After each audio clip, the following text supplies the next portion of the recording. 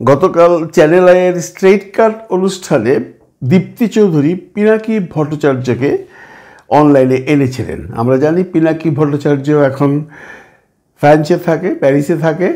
তাকে সশরীরে আনা সম্ভব হয়নি, কিন্তু ভার্চুয়াল মিডিয়াতে উনি এসেছিলেন, একটা বড় ইন্টারভিউ দিয়েছেন এবং বেশ সাড়া ফেলেছে ইন্টারভিউটা। অসম্ভব ভালো একটা ইন্টারভিউ, অসম্ভব শিক্ষণীয় একটা ইন্টারভিউ। এবং আপনি যতক্ষণ দেখবেন আপনি 1 সেকেন্ডের জন্য আপনার চোখ ফেরাতে পারবেন না। যারা দেখেছেন তারা সবাই ভূয়সী প্রশংসা করছেন। নিচের কমেন্ট সেকশনে গিয়ে দেখবেন সবাই পিনাকিদার প্রশংসা করছে, ইভেন কি দীপ্তি চৌধুরীর প্রশংসা করছে। দীপ্তি চৌধুরীর প্রশংসা করছে এই জন্য যে প্রতিটি প্রশ্ন দীপ্তি চৌধুরী এমন সুন্দর করে সাজিয়ে এনেছেন যে পিনাকিদা তার প্রতিটি প্রশ্নের উত্তর দিয়েছেন ঠিক তেমনই সুন্দরভাবে। এখানে কোনো বাকবিতণ্ডা হয়নি, এখানে কোনো তর্ক বিতর্ক হয়নি। এখানে বেশ মজার ছলেই অনেকগুলো ইম্পর্টেন্ট কথা পিনাকিদা বলে গেছেন। সেখানে ছিল ডক্টর ইউনূস স্যারের কথা। যখন দীপ্তি চৌধুরী জিজ্ঞেস করলেন ইউনূস সরকারকে আপনি কেমন দেখছেন, কেমন করছেন, উনি পিনাকিদা সত্যি কথাই বললেন যে উনি এখন অবধি যা করছেন তা অবশ্যই ভালো বলতে হবে, কারণ জিনিসপত্রের দাম কমেছে, মানুষের নাগালে এসছে দ্রব্যাদির দাম, এবং ইলেকট্রিসিটি ভালো। এবং এখন পর্যন্ত পিনাকিদার দৃষ্টিভঙ্গিতে বা আমাদেরও দৃষ্টিভঙ্গিতে ডক্টর ইউনূস সরকারের এমন কোনো নেগেটিভ অ্যাপ্রোচ উনি পাননি বা কোনো জনগণও পাননি। এবং উনি বারবার একটা কথা বোঝাতে চাচ্ছেন যে বাংলাদেশের জনগণ এখন এই মুহূর্তে ইউনূস স্যারকে চান, এবং এটা সত্য কথা। আমরা জানি যে প্রফেসর ইউনূস স্যারকে এখন একটা বিরাট সংখ্যক মানুষ বাংলাদেশে আরও কিছুদিন উনি থাকুক এটা চাচ্ছে। যখন এনসিপির প্রশ্ন এসছে তখন পিনাকি একদম পরিষ্কারভাবে বলেছে তারা কিছু কিছু ভুল করছে, সেগুলো আমি সমালোচনা করছি। কারণ পিনাকিদার কথা হলো যে আমি রাজনীতিবিদ নই, আমি রাজনৈতিক বিশ্লেষক, আমি অ্যাক্টিভিস্ট, আমি লেখক। আমি কেউ যদি কোনো ভালো কাজ করে তার প্রশংসা করব, কেউ যদি কোনো খারাপ কাজ করে তার আমি নিন্দা জানাবো এবং তাকে আমি শুধরাবার চেষ্টা করব। এখানে জামাত প্রসঙ্গে এসছে, এখানে বিএনপির প্রসঙ্গে এসছে, প্রতিটি প্রশ্নের উত্তর পিনাকিদা সাবলীলভাবে সুন্দরভাবে উত্তরগুলো দিয়ে গেছেন। উনি কাউকে ছোট করে কোনো কথা বলেননি, কাউকে কোনো অপমানজনক কথাও বলেননি। অনেক কথার মাঝে পিনাকিদাকে প্রথমেই প্রশ্ন করা হয়েছিল আপনি কেন দেশ ছেড়েছেন। বন্ধুরা, আমরা অনেকেই জানি বা অনেকেই শুনেছি, অনেক নেটিজনরা বলা বলি করছে, অনেক দুর্মুখরা বলা বলি করেছে বিভিন্ন সময় পিনাকিদা নাকি কোনো এক কোম্পানিকে, ওষুধ কোম্পানিতে চাকরি করতেন এবং সেই চাকরির সুবাদে সেই ওষুধ কোম্পানির ওষুধ খেয়ে 245 জন্য কতজন শিশু মারা গেছেন, সেই জন্য উনি দেশ থেকে পালিয়ে গেছেন। কিন্তু এর কোনো দালিলিক প্রমাণ আজ পর্যন্ত কেউই দিতে পারেনি, বা কোনো রকম প্রমাণও কেউ দিতে পারেনি যে পিনাকিদা এই কারণে বাংলাদেশ ছেড়ে ফ্রান্সে চলে গিয়েছিলেন। কিন্তু আমরা জানি উনি ওখানে রাজনৈতিক আশ্রয় প্রার্থনা করেছেন, এবং কেন করেছেন এই প্রশ্নটা যখন দীপ্তি চৌধুরী তাকে করলেন উনি পরিষ্কার বাংলা ভাষায় বুঝিয়ে দিলেন উনি কেন ওখানে গিয়েছিলেন, কোন পরিস্থিতিতে গিয়েছিলেন।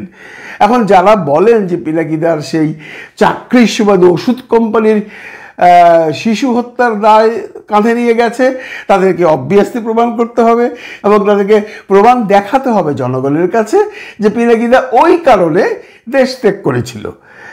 আজকে আমরা পিনাকিদার কথায় যেটা শুনলাম, যেটা আমরা আগেও কিছুটা শুনেছি, কিন্তু তার জবানিতে এমন সুন্দর করে বিশ্লেষণ করে উনি কখনো বলেনি উনি কেন ফ্রান্সে গিয়েছিলেন। উনি আজকে পরিষ্কার ভাষায় বলে দিয়েছেন যে 2018 সালে যখন নিরাপদ সড়ক নিয়ে আন্দোলন হচ্ছিল তখন তাকে ডিজিএফআই ডেকেছিল। শহীদুল ইসলাম সাহেব যখন অ্যারেস্ট হলেন তার পরের দিন সকালবেলায় উনি ডিজিএফআইয়ের যে ভদ্রলোক ফোন করেছিলেন, একজন ক্যাপ্টেন তার নাম বা মেজর, তার নাম মেজর ফারহান, অত্যন্ত সুন্দরভাবে তাকে বলেছে যে আপনি একটু ডিজিএফআই অফিসে আসবেন। উনি তখন বলেছিলেন পিনাকিদা যে ভাই আমি তো সিভিলিয়ান, আমি কেন আপনাদের ওখানে আসবো, বলে আসতে হবে, আমি আপনাকে আবার 5 মিনিট পর ফোন করছি।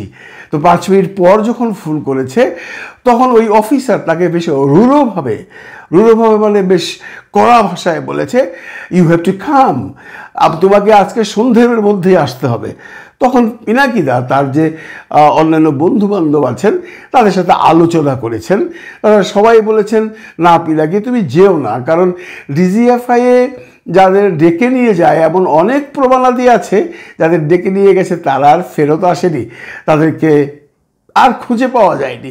পিনাকিদা তখন অনেক বইপত্র পড়েও দেখেছে যে ডিজিএফআই যখন কোনো মানুষকে ডেকে নিয়ে যাওয়া হয় যে কোনো কারণে, তখন তাদের ন্যাচারালি আর কোনো খোঁজ পাওয়া যায় না, মানে তাদেরকে হত্যা করা হয় বা গুম করা হয়।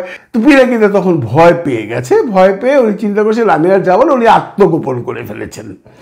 আত্মগোপন করে 5 মাস ঢাকা শহরে বিভিন্ন জায়গায় লুকিয়ে লুকিয়ে থাকতেন। ডিজিএফআই তাকে খোঁজাখুঁজি করতো, তার বাড়ির সামনে ডিজিএফআইয়ের একটি ক্যাম্পও করে ফেলেছিল।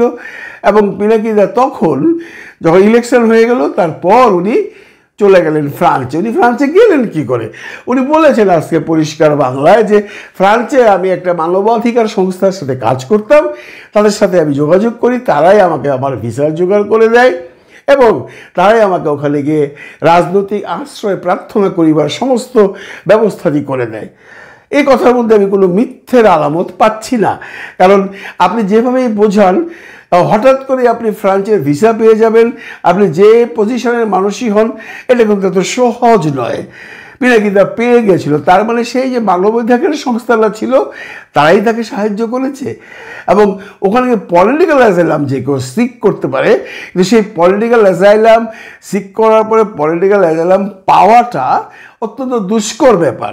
সবাইকে পলিটিক্যাল অ্যাসাইলাম দেওয়া হয় না, সবাইকে ঝুলিয়ে রাখা হয়, বহুদিন থাকতে হয় ফ্রান্সে। এমনও ফ্রান্সে পলিটিক্যাল অ্যাসাইলি আছে 7-8 বছর হয়ে গেছে, কোনো ডিসিশন হয়নি, কিন্তু দাদার ডিসিশন হয়ে গেছে, উনি পলিটিক্যাল অ্যাসাইলাম পেয়েছেন। এখন অবধি তার পাসপোর্ট হয়নি আমি যতদূর জানি। তো উনি পরিষ্কার বাংলায় আজকে বলে দিলেন, এখন যে দুর্মুখরা সবসময় বলে বেড়ান যে পিনাকি ভট্টাচার্যের বিরুদ্ধে 2 নম্বরই ওষুধ খাইয়ে শিশু হত্যার মামলা আছে, সেই জন্য উনি গিয়েছেন। তাদেরকে বলছে আপনারা দয়া করে যদি এমন কিছু হয়ে থাকে তাহলে আমাদেরকে দেখান, আমরা যারা পিনাকিকে ভালোবাসি বা বাংলাদেশের যতগুলো মানুষ পিনাকিকে ভালোবাসে, যে ইমপ্রেশন তার প্রতি বাংলাদেশের মানুষের আছে সেটা নষ্ট হয়ে যাবে, পারলে সেটা করে দেখান।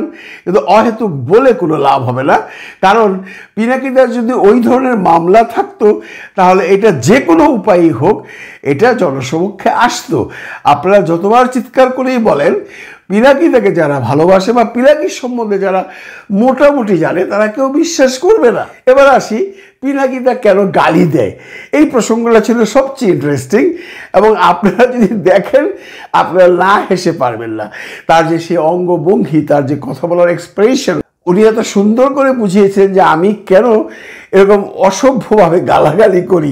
একসময় দীপ্তি চৌধুরী জিজ্ঞাসাও করেছিলেন যে আপনি যে এত গালাগালি করেন আপনি কোনো অভিধান দেখে করেন কিনা, সেই প্রশ্নের উত্তর অবশ্য পিনাকিদা দেয়নি।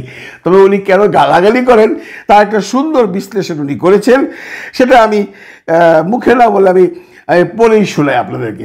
উনি বলেছেন বাংলাদেশের যে দুর্দশা, এই দুর্দশার জন্য দায়ী কারা? এই দুর্দশার জন্য দায়ী হচ্ছে বাংলাদেশের এলিটরা, যারা রাষ্ট্র ক্ষমতায় থাকে এবং যারা সমাজকে নিয়ন্ত্রণ করে। সেই শিক্ষিত শ্রেণী বাংলাদেশের সম্পদ বিদেশে পাচার করে, আর সেই কারণেই বাংলাদেশের এত দুর্দশা।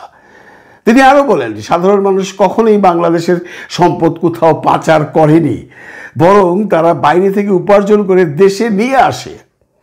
এরাই সেই মানুষ যারা বাংলাদেশের অর্থনীতিকে বাঁচিয়ে রেখেছে। বাংলাদেশের এলিটরা অর্থনীতিতে 1 ফোঁটা টাকাও কন্ট্রিবিউট করে না। বাংলাদেশের অর্থনীতিতে অবদান রাখে তারাই যারা গার্মেন্টস মেশিন চালায়, যারা ঠেলাগাড়ি ঠেলে, যারা রিক্সা চালায়, যারা শ্রমিক হিসাবে হাতুড়ি চালিয়ে বিল্ডিং তৈরি করে, যারা বাস চালায়, টেম্পু চালায়, খেতে ফসল ফলায়, তারাই হচ্ছে বাংলাদেশের অর্থনীতির চালিকার শক্তি। এবং এদের উৎপাদিত সম্পদ চুরি করে বিদেশে পাচার করে কারা? এলিটরা। পিনাকি বলেন এলিটদের 3টি ভয়, একটা সম্মান হারানোর ভয়, একটা মার খাওয়ার ভয়, আর একটা সম্পদ হারানোর ভয়। আমি ধর মারতে পারবো না তাদের, তাই তাদের গালি দেই, অ্যাটলিস্ট এই গালির কারণে যেন তারা ঠিক থাকে। এই গালির তরে তারা যদি ঠিক থাকে তাহলে বাংলাদেশকে আমরা কিছুটা সাইজ করতে পারবো। আদারওয়াইজ এরা বাংলাদেশের 18 কোটি মানুষের জীবনকে দাসের জীবন বানিয়ে রাখবে। আর যারা আসলে দাসের জীবন বানিয়ে রাখছে তাদের জন্য তো গালি প্রাপ্য। কথাগুলো একদম সত্য কথা। বাংলাদেশের আজকের এই দুরবস্থার মূল কারণ এলিট পিপল, এবং এলিট পিপলদের অ্যাকচুয়ালি কোনো কন্ট্রিবিউশন নাই বাংলাদেশের অর্থনীতিতে। ওরা নিজেদের আখের গোছাতেই ব্যস্ত। বাংলাদেশের অর্থনীতিতে একমাত্র কন্ট্রিবিউট হচ্ছে নিম্ন শ্রেণীর মানুষদের, এই শ্রমিক যারা বিদেশে কাজ করে, যারা দেশে কাজ করে, তাদের। পিনা কিন্তু খুব সুন্দরভাবে বলে দিল যে এদের 3টি ব্যাপারে শুধু ভয়। একটা হলো সম্মানের ভয়, একটা হলো মার খাওয়ার ভয়, আর একটা হলো সম্পদের ভয়। এখন মার খাওয়ার ভয়, আমি তো তাদেরকে মারতে পারবো না, তাই গালি দেই। তো বন্ধুরা, পিনাকির এই অনুষ্ঠানটা যারা দেখেছেন আমার মতো তারাও খুব খুশি হয়েছেন, এবং তারাও বুঝতে পেরেছেন পিনাকিদা কত বড় মাপের বিশ্লেষক, বা রাজনৈতিক বিশ্লেষণ বলেন, অ্যাক্টিভিস্ট বলেন, বা একজন ইউটিউব কন্টেন্ট ক্রিয়েটর বলেন, উনি অ্যাকচুয়ালি বেশ উচ্চতায় আছেন। তার প্রতিটি কথার মধ্যে আপনারা সরলতা খুঁজে পাবেন, এবং বিশ্বাসযোগ্য কথা যে উনি বলেন সেটা ওনার বডি ল্যাঙ্গুয়েজও বোঝা যায়। উনি কোনো কিছু মেকি কথা বলেননি, উনি কোনো কিছু বানিয়ে বলেননি। এবং সবচেয়ে বড় ইন্টারেস্টিং ব্যাপার হলো যে দীপ্তি চৌধুরীও কিন্তু বেশ বড় মাপের, মানে উঁচু মাপের একজন উপস্থাপিকা। উনি কিন্তু সহজে কাউকে ছাড় দিয়ে কথা বলেন না, এবং ওনার সাথে কোনো গেস্ট যদি আসে সেই গেস্টও হিসাব করে কথাবার্তা বলে। এবং আমরা প্রায়শই দেখি যে দীপ্তি চৌধুরীর কথার জালে অনেকেই অনেক সময় ফেঁসে যায়, কিন্তু উনি পিনাকি থেকে 1 সেকেন্ডের জন্য ফাঁসাতে পারেননি। বরঞ্চ কিছু প্রশ্নের উত্তরে দীপ্তি চৌধুরীও বিব্রত হয়েছেন। ভালো থাকবেন সবাই, ভালো রাখবেন সবাইকে। খুদা হাফেজ।